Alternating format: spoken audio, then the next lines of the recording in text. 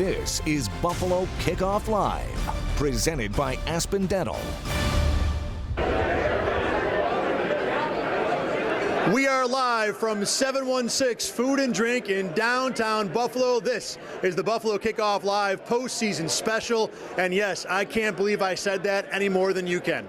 My name is Thad Brown. If you've seen this show enough, you know this is usually a tag team effort. My partner, Josh Reed, is already down in Jacksonville. He will be joining us all throughout the evening with updates from the Jaguars' point of things. That begins right now. Josh, take it away.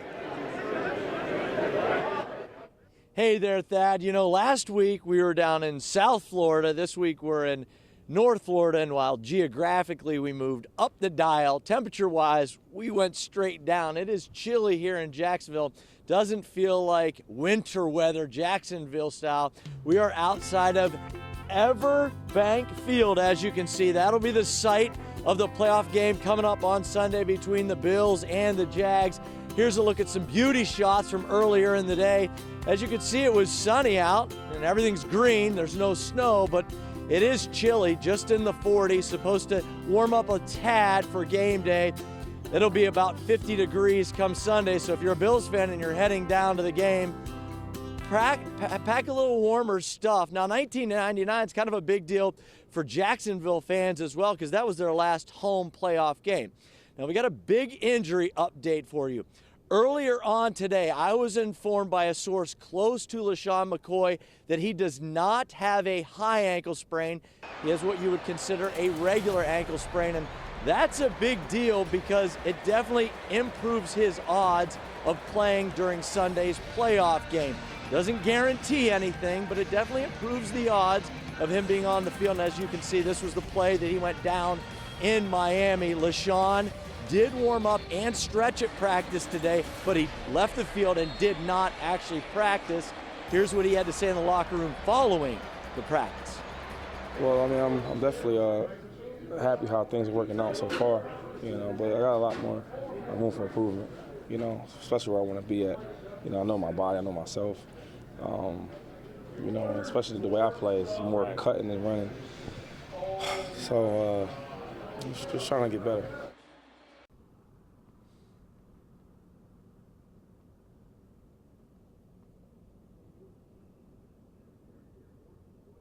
Well, you know LaShawn McCoy is going to do anything and everything to be ready and be on the field when Sunday's game rolls around. Guys, back to you. Win over Miami, Kyle Williams.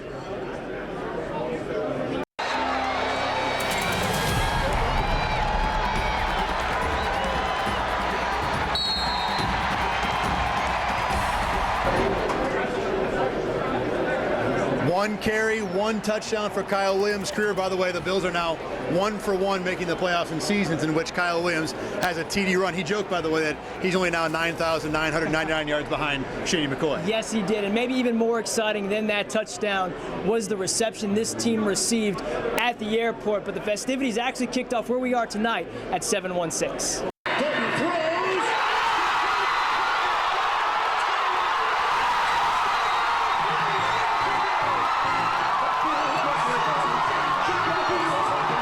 And just like that, with a win and a little help from the Bengals, 17 years of frustration lifted. The burden of shouldering the longest playoff drought in North American sports no longer carried by the Bills or their fans. By the sight of it, the reception the team received upon returning to the Queen City, fit for a king. You know, I think this is what we knew it could be, you know, with our fans and who they are and what they mean to us. And, you know, it's such a great feeling for our, you know, teammates and our organization. It's, you know, it's really kind of surreal. It hadn't sunk in yet. That's special right now. I'm just excited for these fans. I'm excited for my guys on the team. We worked hard for this, and this is great. It's fun to show up to this.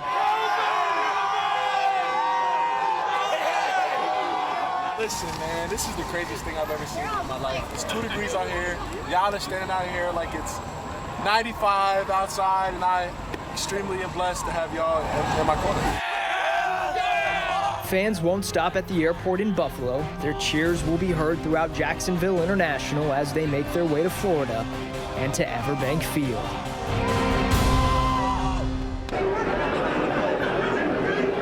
We are joined, as we always are, in Buffalo Kickoff Live by our two expert analysts, Sal Capaccio from WGR Radio and longtime Bills beat reporter Scott Petoniak. And Sal, let's start with you. I mean, you had a front row seat to the party that was Sunday into Monday. You're the sideline reporter for the Bills. You were on the plane. You were at the airport. What was that like? It was pretty much what the Beatles landing in New York was like, I think, guys, with all the people there greeting the team at the airport. The players were obviously really excited in the air. Some of them tried to get some sleep, didn't work out too well. Tyrod Taylor was actually already watching film, but I'll tell you what, when we arrived in Buffalo, to see those fans and the passion, absolutely spectacular. And I think Jordan Poyer has kind of summed it up a little bit. He said if he could have, he would have stayed out all night long. It was just 2 degrees. So who wanted to do that in Buffalo? Now, Scott, you've covered all the Bills Super Bowls, this team, for a long, long time. When you think about all those celebrations, the win against the Raiders, the comeback game, compare it to this celebration, what it was like for a fan base to revel in this victory. Well, you know what? It's real interesting. I'm getting the same vibe around the area, you know, when you go get gas, go to the grocery store and so forth. It's the same thing I'm feeling right now because it's been so long. I think historically, when we, step back a little bit and look at this season and ending the drought, I think it's going to rate, in the top 5, top 10 of all-time great moments in Bills history. I really do. Guys, I grew up here. I've always said there is nothing like Western New York when the Bills are in the playoffs. Everybody is into it.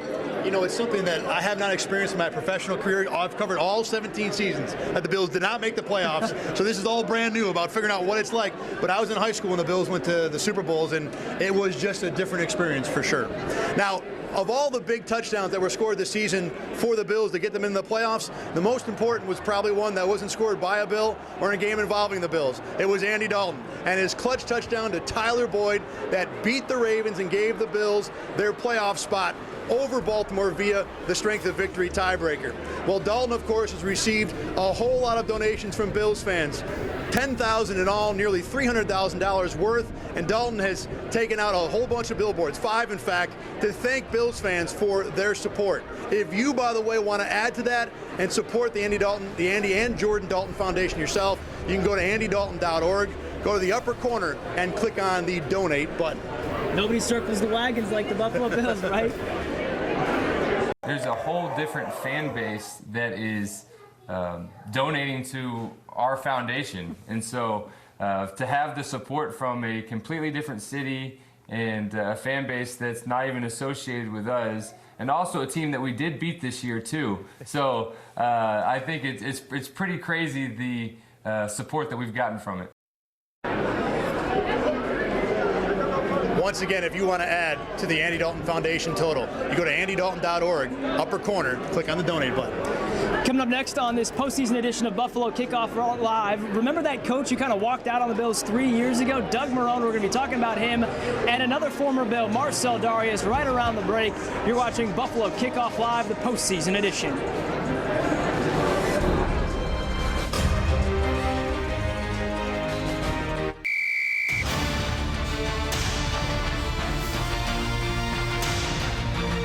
This is Buffalo Kickoff Live, presented by Aspen Dental.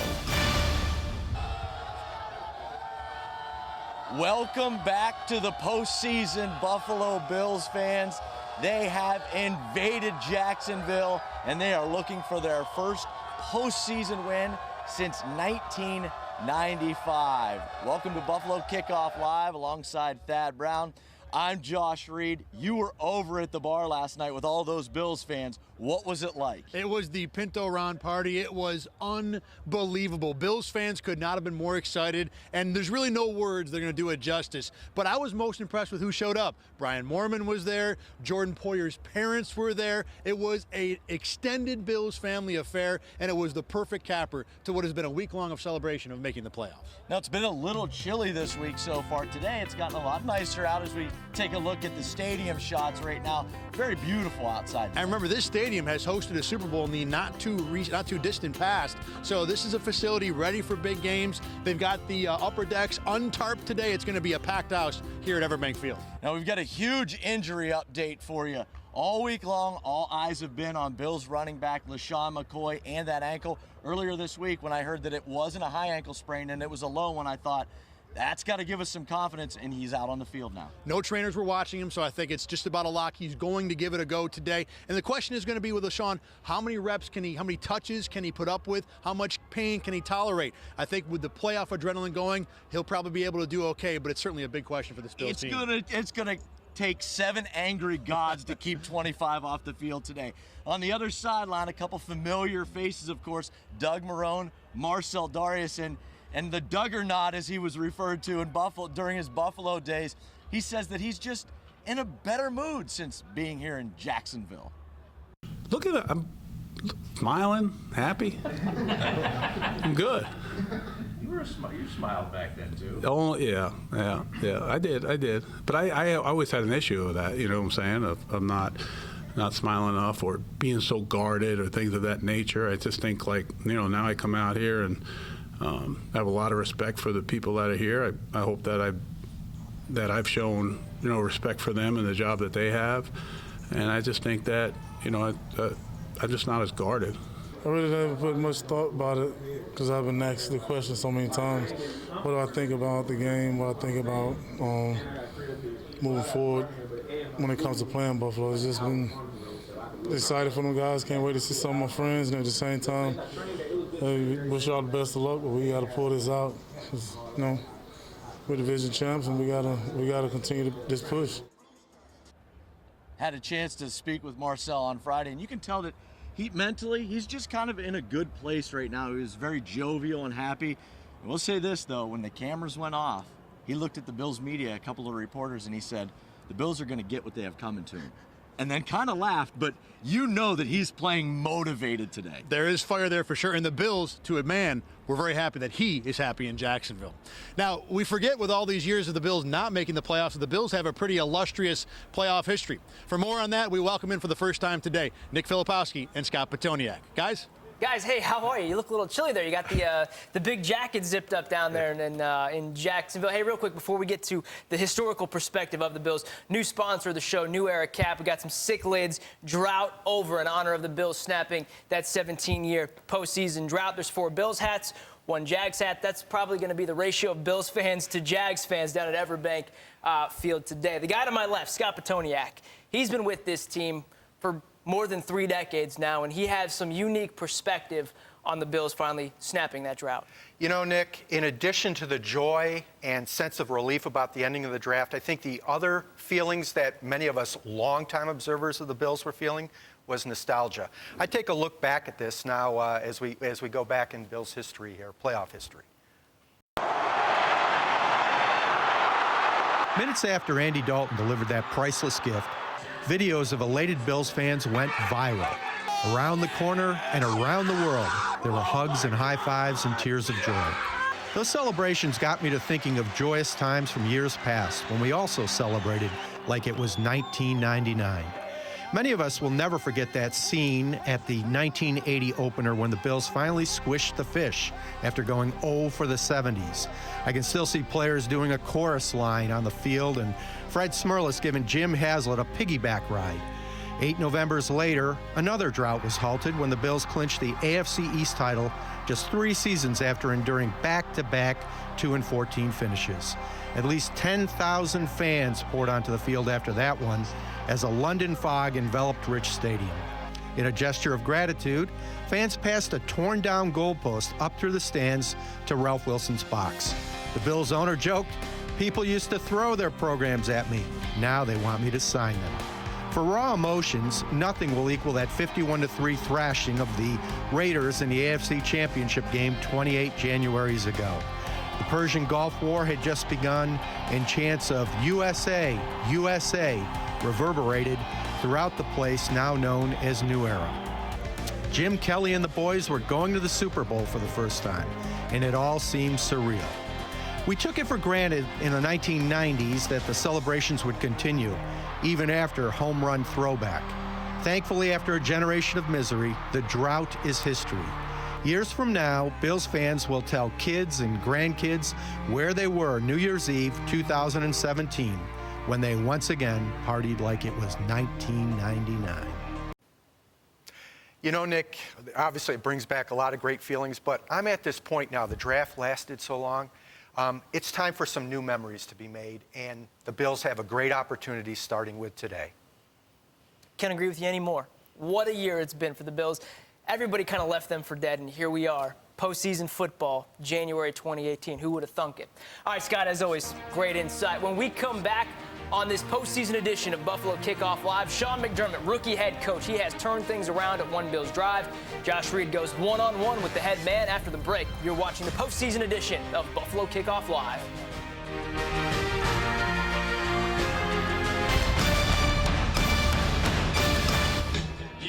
Live from the north end zone of Everbank Field, Bills and Jaguars. Folks, the playoffs, they are real. They're happening in just under 2 hours. And we have a whole bunch of blue and red just off to our right here. Very excited. They are definitely starting to filter in. You know, there are a lot of hard feelings still about Doug Marrone. But let's face it, if Doug Marrone is here, Sean McDermott isn't. And in the end, maybe everything worked out for the best.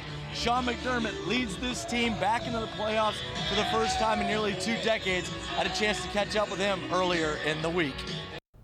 Coach, this city is on fire. It's been a long time since they've had playoffs to talk about in January. To them, they're happy just making it to the dance. I know that you guys aren't happy and satisfied with just being here, though. Well, it's about a mindset. We are certainly thrilled for our city, thrilled for our building here.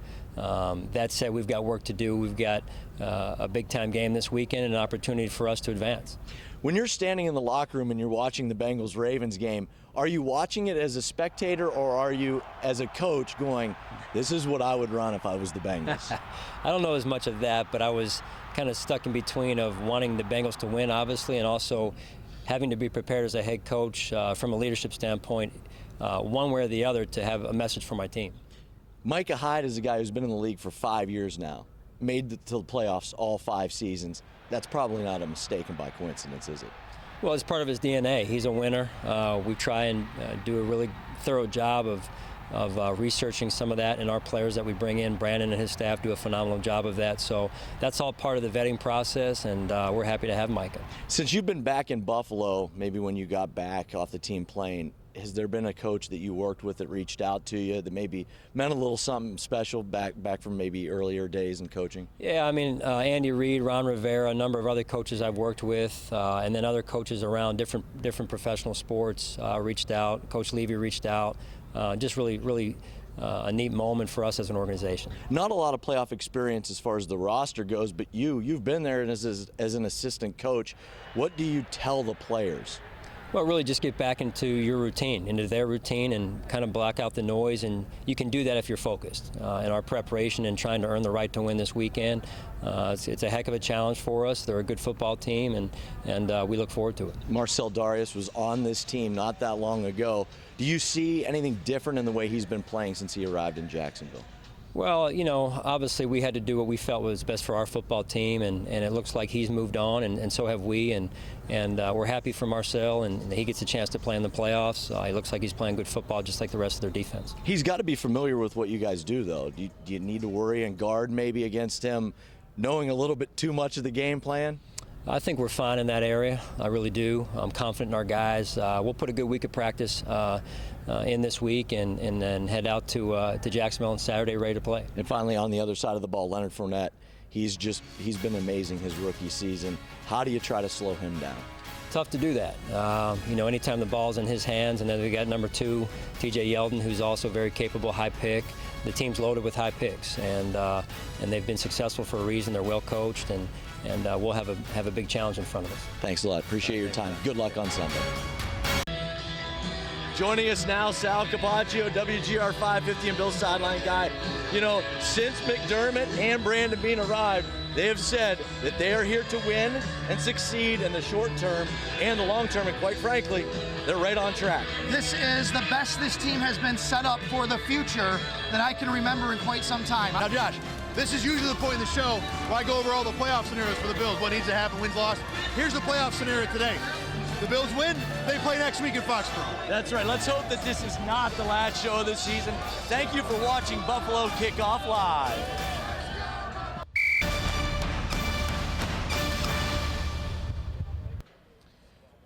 Bills head coach Sean McDermott arriving at Gillette Stadium. He is 0 for 3 in his coaching career against the Patriots. Of course, he's never had quarterback Josh Allen in any of those games. The Bills rookie quarterback grew up watching Tom Brady. Today, he'll share the field with the future Hall of Famer for the first time. Welcome to Buffalo Kickoff Live alongside Thad Brown. I'm Josh Reed. Well, it is time for 5 questions. This week, Nick Filipowski catches up with the one and only general manager, Brandon Beane. Brandon, let's start with this. I was told you're quite the competitive guy. I think you kind of have to be in this job. But when it comes to pick up hoops in the office, nobody is more competitive than you. Yeah, we like to battle it out there. Few words, maybe a few basketballs thrown at each other or kicked across the gym, but we all leave it. The rule is if there's fights on the court or anything like that, you got to leave it when we go back to the office. So it's competitive, but it's good. Who's the best hoopster in the office? Oh man, I don't know. Joe Shane will tell you he is if you ask him, but I'm not going to give it to him.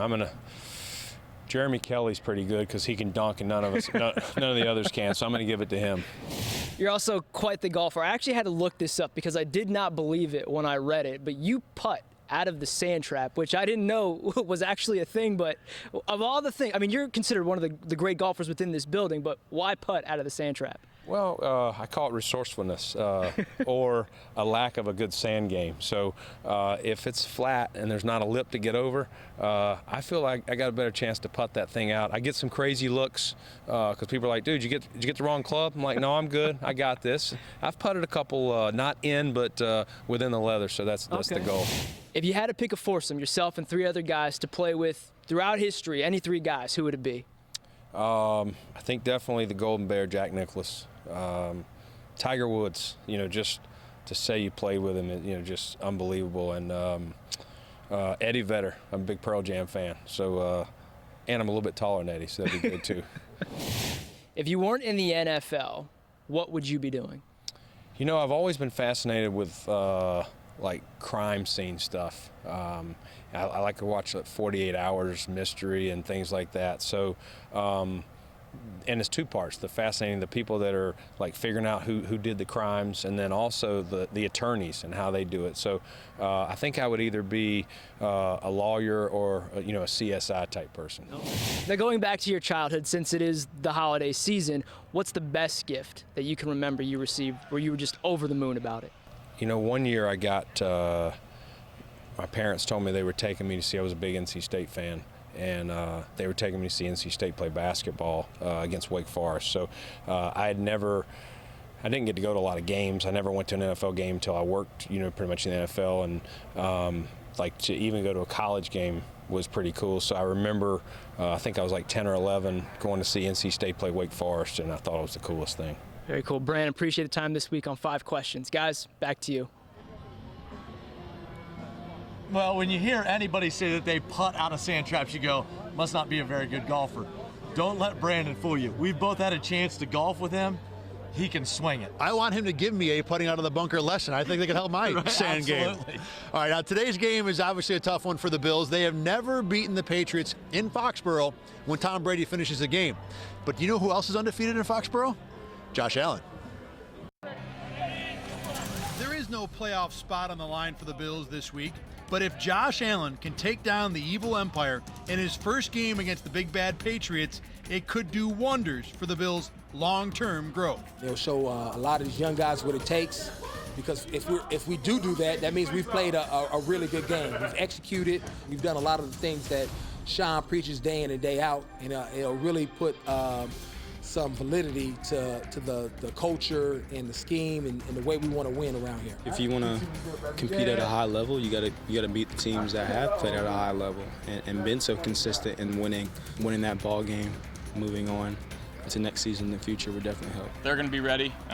They seem like they always are. And that's what makes Coach Belichick so great. Their defenses seem to game plan for everybody a little differently. So we'll kind of try to see what they're going to do early on, and just try to go out there and execute and be us. The Bills all try to tell you this game is just another opportunity, same as the one before or the one after. but eventually, most admit a win in Foxborough would mean a little bit more. It would be extra special, I know, especially to the city, to be able to go up there and hurt their playoff chances or their division chances. We're always hungry to get a win, but I'll be lying if I told you it wouldn't be that much sweeter to go into Foxborough and get one. New England's been so dominant for such a long time, so this would be a step in the right direction for our organization to go up there and win and send a statement out that, we're here to play. Now, Josh Allen talked about how excited he is to finally go against Tom Brady, but he admitted that he has to kind of remind himself to focus on what his true opponent is today, and that's the Patriots defense. Well, and the veterans in this locker room tell you that there's no such thing as a meaningless game. These rookies still learning to win. Coming up after the break, checking out of the hotel on the way to the stadium, the girl working behind the desk looked at me. She looked at the jacket and went, "Oh, you're from Buffalo. I won't wish you good luck, but have a good holiday." I said, "That's fair enough." For Thad, for Sal, I'm Josh. Thanks for watching Buffalo Kickoff Live, and have yourself a fantastic holiday.